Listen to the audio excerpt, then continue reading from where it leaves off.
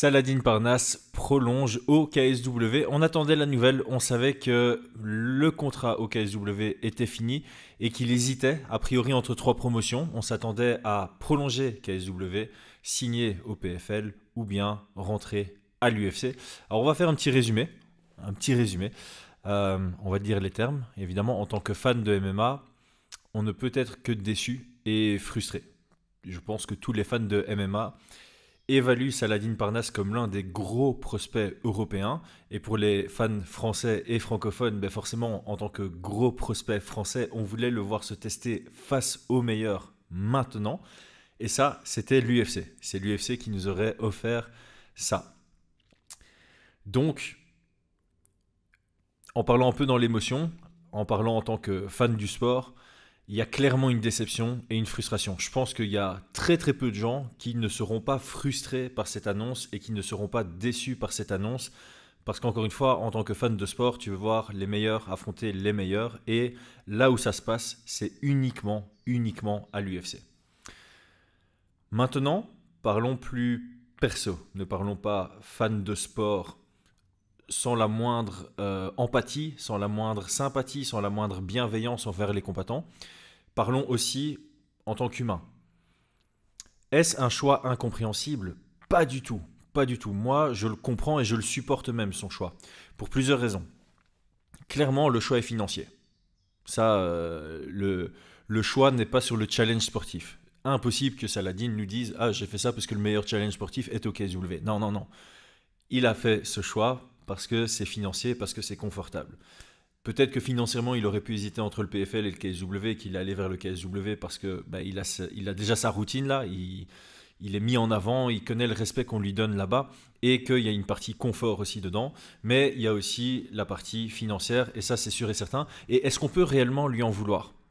Un truc qu'on doit absolument dire ici, c'est l'UFC est aussi en partie responsable. L'UFC ne paye pas bien ses athlètes alors que l'UFC est de loin, de très très loin la meilleure promotion au monde.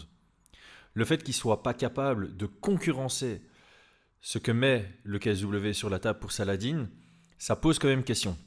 Alors évidemment, je sais, c'est justifié parce que d'un côté, tu as Saladin qui est le gros poisson au KSW, ou en tout cas un des très gros poissons au KSW, donc le KSW va mettre beaucoup d'argent sur la table parce que il s'est construit là-bas. Donc il y a probablement un gros retour sur investissement chez eux, de le garder chez eux, c'est quand même leur double champ. Alors qu'à l'UFC, c'est un gros recrutement pour l'UFC, mais c'est pas non plus, c'est pas qu'ils auraient que 10 gars comme lui, ils en ont plein des Saladin Parnasse pour le moment. Donc clairement l'UFC n'était pas prêt à mettre la même somme que le KSW sur la table, ce qui est normal parce que ce que Saladin représente pour le KSW n'équivaut pas du tout à ce que le Saladin représenterait à l'UFC, au début en tout cas. Donc là-dessus, on peut le comprendre. Saladin l'a déjà dit, il a une fille, il veut la mettre à l'abri financièrement.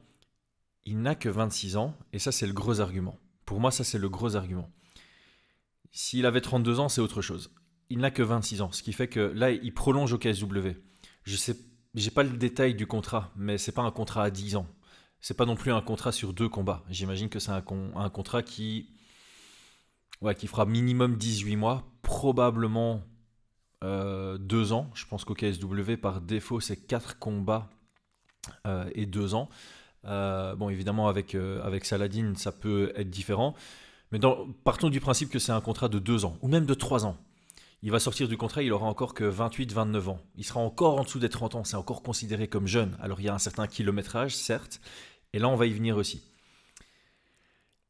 Je sais que certains vont dire en commentaire, oui, au KSW, il gagne peut-être mieux, mais il va pas mieux gagner au KSW que ce qu'il gagnerait s'il était top 3 à UFC et s'il a confiance en ses compétences, il aurait signé à l'UFC parce qu'il il dit qu'il a le niveau top. Enfin, je ne sais même pas s'il a dit qu'il avait le niveau top 3, mais vous voyez l'argument.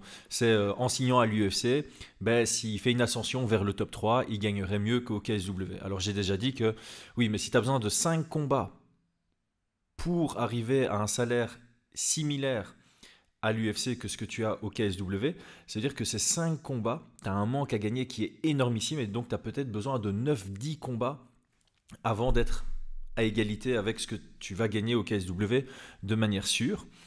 Et alors, il y a un truc qu'il faut absolument dire, et qui est aussi la réalité, c'est le MMA, c'est pas le basket, c'est pas le tennis, c'est pas de l'athlétisme, on prend des frappes dans la tête.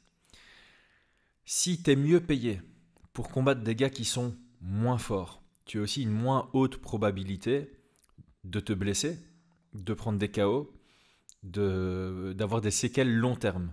Tu peux moins bien te préparer, tu as moins de pression sur tes camps d'entraînement parce que tu es très souvent favori, chose qui n'est pas spécialement le cas à l'UFC. Et donc là, il y a aussi une question de santé. On a un Saladin qui était face à plusieurs choix dans sa carrière, et il a pris le choix qui lui offrait le plus d'argent, le plus de sécurité financière pour lui et pour sa famille, et qui en plus de ça, lui assure, en termes de probabilité, on n'est jamais à l'abri de quoi que ce soit, mais lui assure de prendre moins de coups, de prendre moins de dégâts.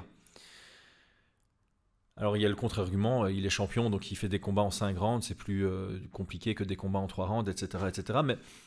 Mais voilà, tout ce que je veux dire, c'est que son choix, moi personnellement, je le comprends à 200%. Je le comprends à 200%. De l'autre côté, je comprends aussi la déception des fans, mais ce que je comprends pas, c'est les fans qui en plus d'être déçus, vont l'insulter, vont le critiquer. La seule critique qu'on peut entendre, mais ça vient pas de lui. Clairement, on peut plus l'appeler le Mbappé du MMA. Le Mbappé, si je dis pas de bêtises, il est dans les grands clubs maintenant. Il n'est pas à Beveren en Belgique.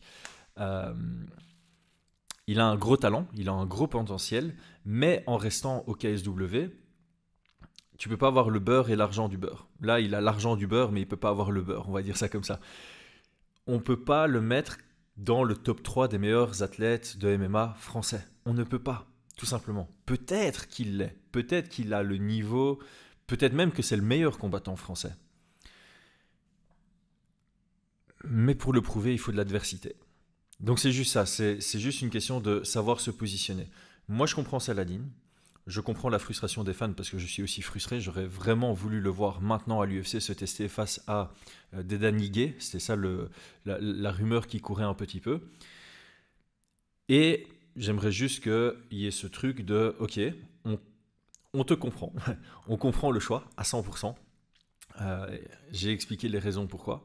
Par contre, lui, de l'autre côté, ne peut pas être frustré de ne pas être considéré comme non parmi les 5 meilleurs combattants français. Clairement, il a le talent. Clairement il a montré qu'il avait un niveau exceptionnel. Mais il y a eu beaucoup de combattants comme ça en MMA. Il y a eu beaucoup de combattants qui roulaient sur le sub-top. Et dès le moment où ils sont arrivés au top, ça a bloqué. Donc il n'y a rien qui nous... Voilà, c'est ça. Il n'y a rien qui nous prouve qu'il est capable de... Il est capable de tenir tête au top 5 UFC. Rien ne nous le garantit. Il y a des indicateurs qui nous font penser qui nous mettent en confiance que. Moi, j'étais très confiant en Saladin Parnasse à l'entrée top 15 pour son premier combat à l'UFC et d'avoir une progression. Et je pense sincèrement qu'il a le talent, le potentiel, le work ethic, le professionnalisme, la motivation pour atteindre les niveaux, les plus gros sommets du sport. Mais on va devoir prendre notre mal en patience parce qu'il a prolongé au KSW. Et c'est pas un mauvais choix du tout. C'est pas un mauvais choix du tout. Alors forcément, s'il prolonge et il fait toute sa carrière au KSW, on comprendra sur le côté financier, mais on finira très frustré de jamais l'avoir vu à l'UFC, ça c'est clair. Donc voilà, pour le résumé. La news est officielle, ça a été publié par le KSW. Donc voilà, je crois que j'ai fait le tour. Dites-moi en commentaire ce que vous en pensez. À très bientôt, c'était Chris sur Fight Minds.